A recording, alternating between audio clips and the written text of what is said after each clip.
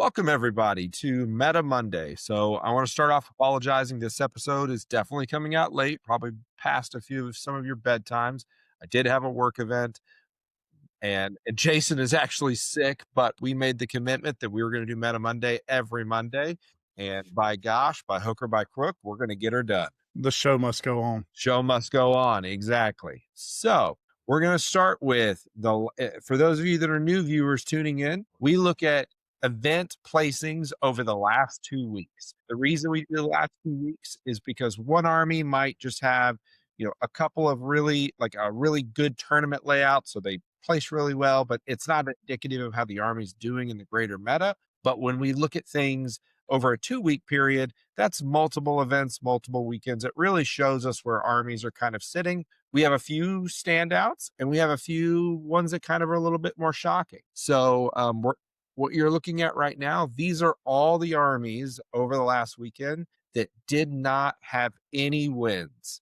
So Jace, I'll let you go first. If you had to pick one, is there any that surprised you on this list? AdMech, because AdMech, they did well at Worlds. I mean, they got a little hit to them, but I didn't think it was enough to really drive them out of the meta. But I mean, you're looking at, a handful of tournaments over the last 2 weeks with the new year. Maybe they'll bounce back when things really start heating up and things start slowing down a little bit. But they surprise me, but there's others as well. Yeah, I really do agree with you on that one. I'm curious to see once we really start getting into the tournament season as January starts going, because pretty much, I mean, this is 3 weeks in a row, and I think they've had one placing. The one that actually surprises me is Emperor's Children. I was tied between Emperor's Children and Aldari because you just can't keep the elves down, really. But I'm actually really surprised by Emperor's Children. I think Emperor's Children are in a good place. They have they've got mortals with their demon princes. They've got access to a lot of 3 damage weapons, and we're in an elite meta right now, which the noise marines are like built to punish. And I even think Flawless Blades could have some game into some of that stuff. So Emperor's Children, I didn't expect them to just be dominating, but I'm actually surprised to see that they didn't get any placings. I would say once people start getting their new Battle Force boxes that we touched on a previous video, get them painted That's up. A good point. About February, we might see There'll be more players. Yeah. I want to throw an honorable mention because they're going to sneak in somewhere. Gene Stealer Colts. They're going to come back at some point in this. They're always around, just like the Aldari. Cockroaches. Yeah. So. All right, moving on up. 2-1 wins. All right, so now armies that had a placing. So again, we'll pick one each. I'll go first this time. So my one that I'm actually surprised on is I'm actually going to pick on Tyranids. And I know for those of you that know, I do play World Eaters. I love my World Eaters, but I think they're I'm not surprised that they're winning a teeny bit, but not much. I'm actually surprised that this one, A, was not Subterranean Assault. Yep. But B, that they're not more, because I really do think Subterranean Assault is really good because in an elite infantry meta, there are fewer units, which means it's harder to screen for deep strike.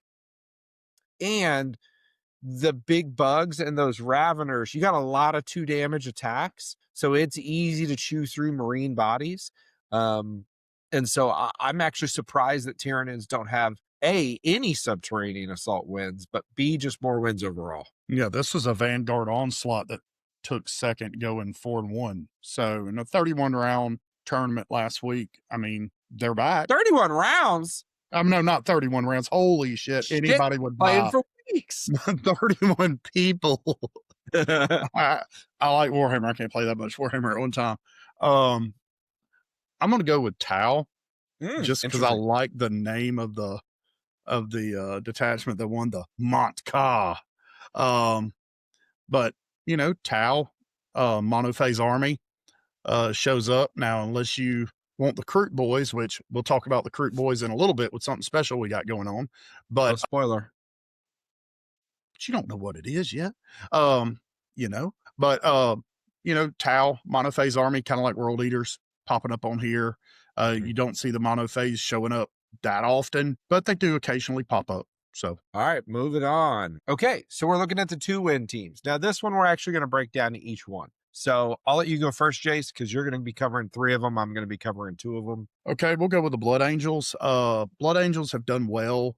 They had 1 win in our last video. They've come up with another win this week. There was last Meta Monday breakdown. If you look at how many tournaments went on, there was only 3 tournaments really that were reported that we saw that wasn't online. It was an in-person kind of deal. So that's why we kind of threw them in here because there was more this week, should be more next week because of the extended weekend. Yeah, it'll really start States. ramping up. It'll really start ramping up. The Texas Open is this weekend. There's a bunch of stuff. And it's a long weekend in the States, so there should be a lot of data next week. But the 2 wins that they have were using the Rage Cursed Onslaught. Blood Angels right now, we're just in a meta where if you can get up in somebody's grill with something tough, unless you got the right medicine, it's going to be hard to wiggle yourself out of it. And Blood Angels are good at it on the Imperium side, like World Eaters are on the Chaos side. Like, you don't want them in your lines because it's going to become a pinball if you don't handle it properly and screen it out properly. But, I mean, Blood Angels, they're strong right now. We'll see how it goes moving forward. So I'm gonna go ahead and pick on Sisters. So I think Sisters are in a good place. I actually think that and we're gonna try to do this where we did our data slate breakdown and our predictions. We're going to do one each month as we're going through a data slate to kind of talk about it. I actually think we ranked Sisters a little too high. We had them kind of at the higher end of A tier, and I think they're kind of at the higher end of B tier. I've played a bunch of games. They're the army that I have the most experience with, and I don't think they're in a bad place at all. I just think that they have some tough matchups with, like, if we just look at this row, like, they play well in Drukhari. They have a hard time with Grey Knights. They have a hard time with Blood Angels, and they have a really hard time with Dark Angels. And as we look at some of the armies that are going to be above it, a lot of them, they have a difficult time dealing with Terminator profiles at scale. And so I think we had 1 Hollowed Martyrs, which is kind of a classic true and true, and we had 1 Bringers of Flame. I think if you're a very skilled Sisters pilot, you can still do very well at a tournament. But I do think there's some really uphill matchups. So I'm happy to see them. This is the first time they've been on in 3 weeks. They've gotten some event results, but I think they're going to be kind of spotty here and there. Yeah, it was a 3rd place finish at a 31 player convention type play in and the 30 player. So, I mean, 4-1 and another 4-1. So, people are starting to play them. Dark Angels. I'm doing Dark Angels. Oh, you're doing Dark Angels. Yeah, you were going to do Grey Knights or Drukhari. All right. Well, then I will do the Drukhari. Reapers, Wager, and Spectacle of Spite were the 2 that finished 2nd place last weekend. Not this weekend, but the weekend before, you can say, put it there. But those were the 2. I mean, you had a former world champion in there playing one of them. Drukhari didn't make it this week in the cut as far as like new players in the meta that we're talking about. They're still hanging around. I'll be interested. It's another one of those. I want to wait and see how it goes. I would be interested to see what happens at the Texas Open. I'd be interested to see what happens at the next big GT that follows. That's a golden ticket type deal. I want to see like their scale, because that's going to tell you what's basically going to happen in November if they don't have a lot of rules changes. Because their counterpart, the Aldari, for the last 2 Worlds events, there has been a lot of play for that army. But now it looks like it's the dark side's time. Yeah, so keeping the dark theme. So Dark Angels, they're the army I actually settled on and I'm taking to the Texas Open this weekend. Wow. Spoiler alert. Yeah, I think they have I played more reps with Sisters, but I think Dark Angels are I've never taken them to a big tournament before. So I think that'll be just fun to just do and have something different. I always play Sisters or World Eaters at tournaments, but I think it'd be fun. But also, I think they have real game into the top of the meta. And I think that the 2 lists that won, one of them was a weird list that the guy basically ran Gladius, but it's all hull spam. Mhm. Bunch of Redemptors. It's just a vehicle. It was a super duper heavy vehicle list. And that's great. And I'm happy for that guy.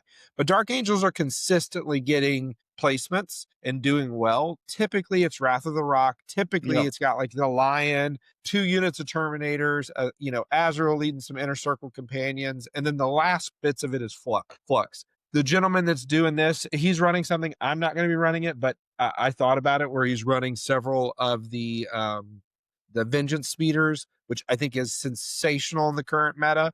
Everything this weekend will be using new rules. So even Vitrix, 3 health. So those overcharged guns are all firing at 3 damage. So I do think they've got some really good game.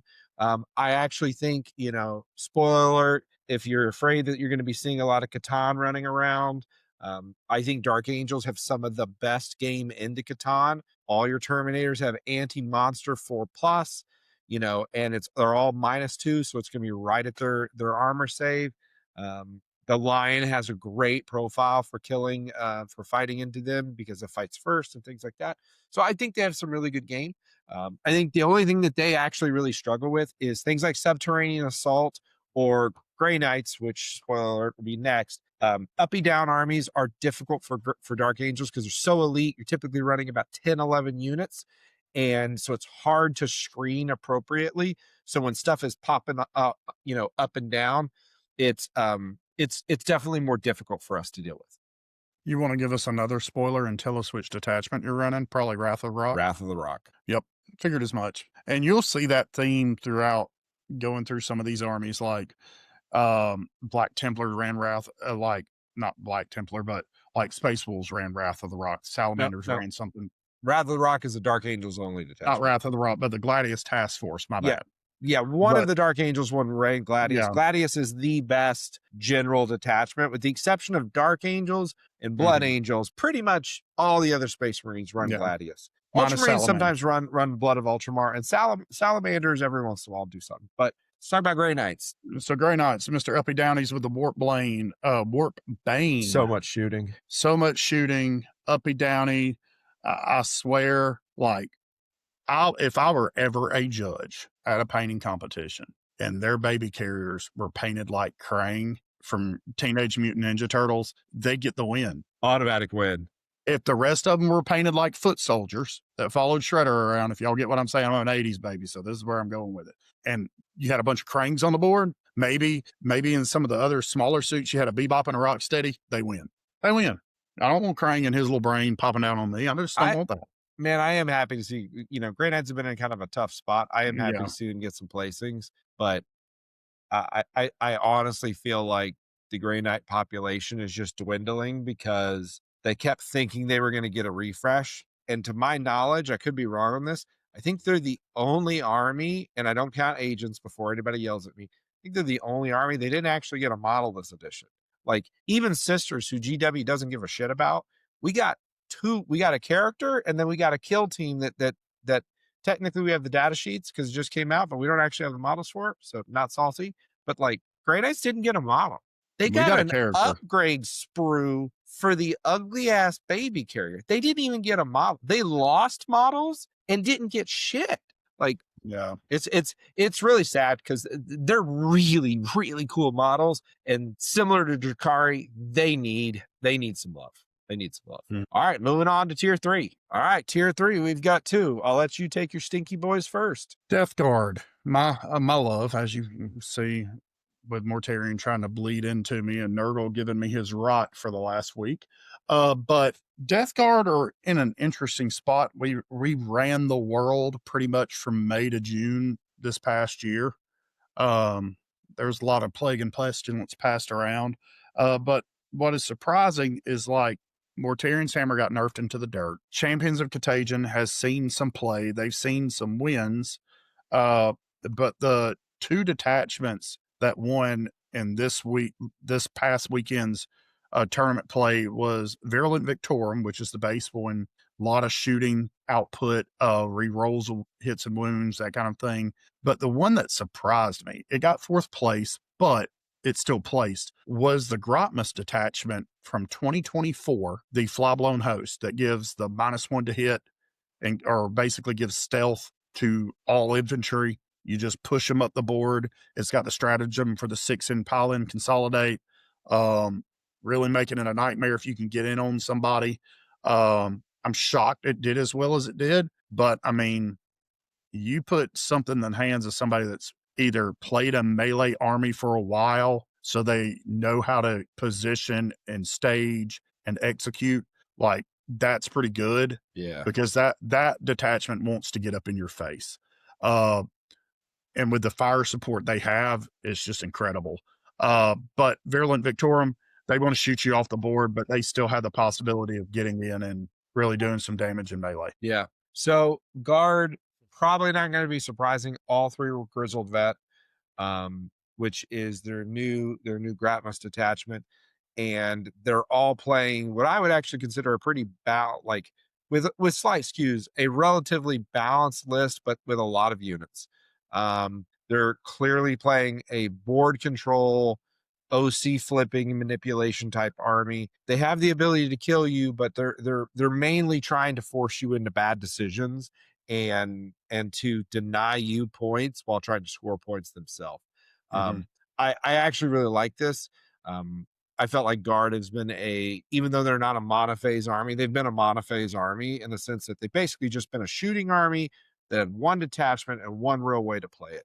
And then the recon stuff came out, but you got to be a different breed to say, I want to run, 200 plus models, because if you've ever played, in a 6-round tournament or Lord forbid an 8-round tournament, your back will be done and you will be exhausted. And like, it's just a different style. I thought you were joking. When I went to Worlds, there were so many dudes with back braces on. Yeah. Well, I was because you like, got to keep in mind that some of these places, they're using a folding table. So like, Yeah. if you're like me and you're over 6'2", you're literally bending completely over every time you're moving. And it's one thing if you're doing it with like 10, 12 units, 14 units. When you're playing, recon guard, you might have 30 units on the board at 230 models, moving all of those around. Like it's different. I really like Grizzled Veteran. I think it's really good. Personally, my only qualm with it right now is I do think the ability for them to issue the order at the start of any phase, I do believe is a little bit is the thing that makes it a little unfun, would be the best way I'd phrase it. I think that they could redo it and say the start of any round, so you could still do the OC manipulation, but being able to just change you didn't land the charge, I'm not going to worry about, like, it does feel a little scammy. Feels a little scammy. Yeah.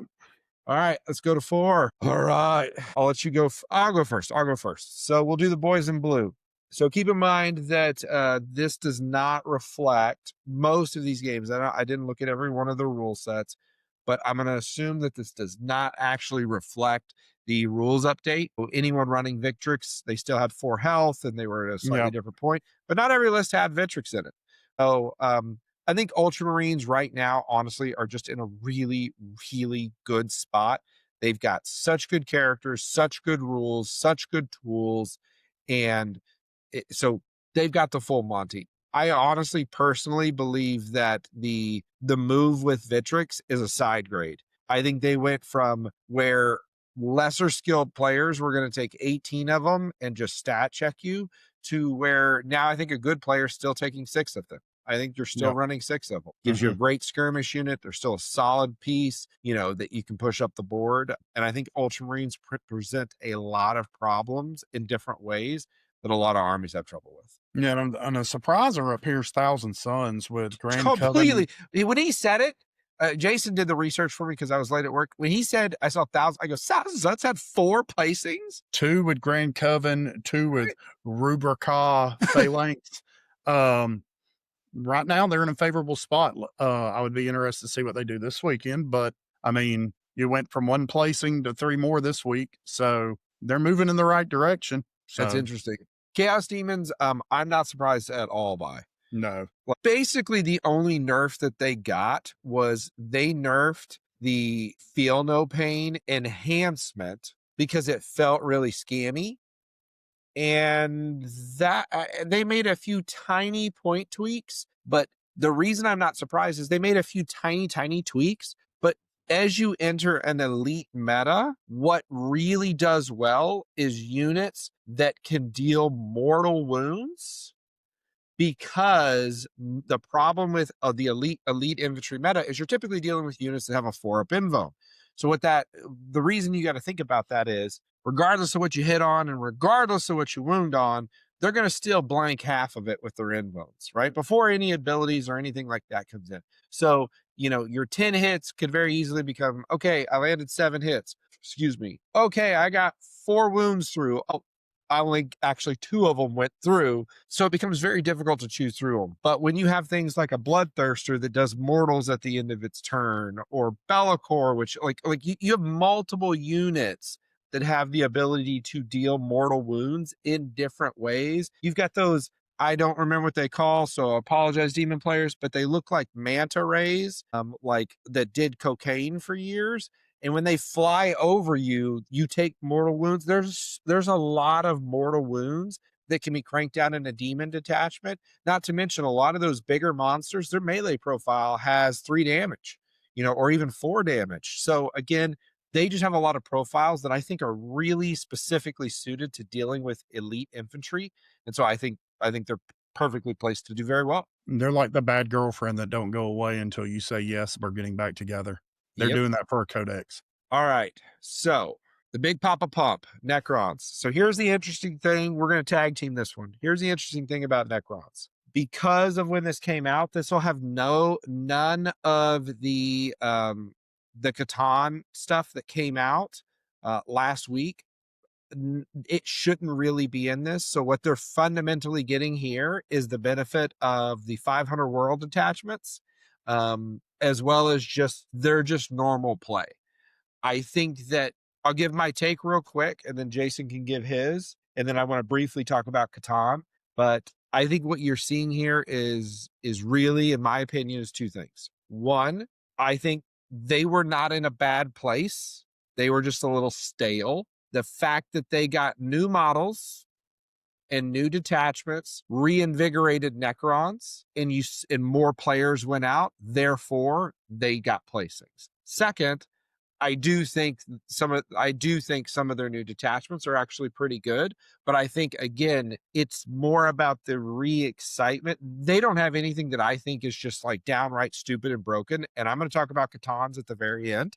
But I think a lot of this has to do with they got a lot of new toys, they got a lot of excitement, which is generating focus to the army, and it's a good army. Their new detachment that has not seen play yet, that deals with the Kopanak units or whatever. Yeah. That gives them 2 strength. They get to choose at the start of their phase if they want infantry 3 Very good. ups, It's very good. assault heavy, ignores cover, all that. They're going to play well into a lot of these armies that want to spam infantry. So like guard, like Ultramarines, if they can sit back and get into the infantry meat of them, like they can cause some harm. They are my pick to top table in the top 4 at the Texas Open, because that new detachment is going to be played.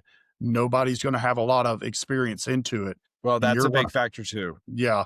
But, your top players, they're going to find a way to get the games in, to get the practice with it. I have a feeling you might see 1 or 2 Necron players take a golden ticket home, or you might have them in the top 4 at the Texas Open this weekend.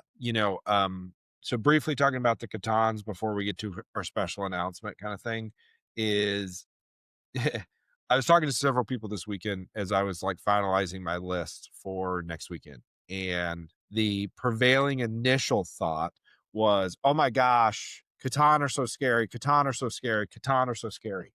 And I actually started talking with Johnny over from Happy Crumpus Wargaming. I don't know if you're not familiar with his channel. He's got a great channel. He's got really good content. He actually put out a video today talking about Catan. I strongly recommend you go watch it. I had the exact same opinion as him. If someone wants to run 3 or 4 Catán, I'm not personally scared of that, because that means they're running 900 to 1,200 points Yep. that are 4 models. And all of those models have like 5 OC. So you treat it almost like you're fighting guard in reverse, where when guard was running the big tanks and they would have 5 big tanks, and I go, okay, cool, I'm gonna kill everything else and tell me if you want that tank to stand on the funny circle and go do cleanse, go do scorched earth, go do, go burn an objective.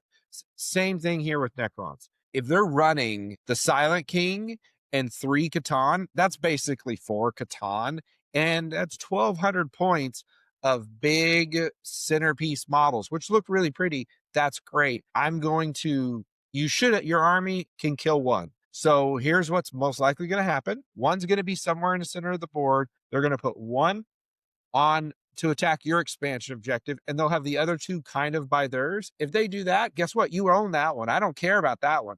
I'm going to kill this, whatever side they send a solo, I'm going to kill that one. And then I'm going to out OC you in the middle, and let's see. I'm going to kill the rest of your army, and let's see what you want to do. So, again, Happy Krampus Wargreen put out a really good video you should watch if you're worried about fighting Catáns. But the easy answer is that sometimes when armies have big scary models, the easiest way to deal with them is to just straight up ignore them, tie them up with some kind of chaff, and ignore them, and you go play the game, and you don't let them play the game. So just food for thought. All right, so we are going to start a new tradition today. So thank you for everybody that stayed tuned this far through the video.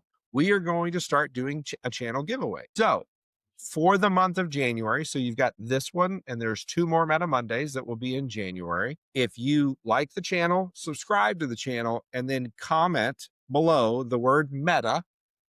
All you have to do is comment the word meta. You are entered to win. And by the way, you can do it, and you can comment on all 3 and have 3 chances to win. You've got what you can see on the screen here right now. So what we're going to have is it's going to be our Xeno Strike bundle. So I've got a set of Krute Carnivore, I've got the Vespid Kill Team, and I've got a Flesh Shaper. So if you're wanting to add some Tau to your army, you're wanting to just paint some Tau, I've got one of these. I would love nothing more than to send it to you guys, and we can send you, about $150 worth of Tau. But so again, like the channel, subscribe, and then use the word meta in the comments, and just type meta. You can type meta Monday. So just the word meta, because what I'm going to do is at the end, I'm going to pull every comment that had the word meta in it in any of the 3 videos, total them up. So if you did it 3 times, you'll get three tallies. In the first video of February, we'll announce the winner. So we really appreciate you guys. Drop a like and subscribe if you want to see more content like this. And if you want to have a chance to win, on top of that, type Meta Monday in the comments. And we will see you next Monday. So take care, everybody.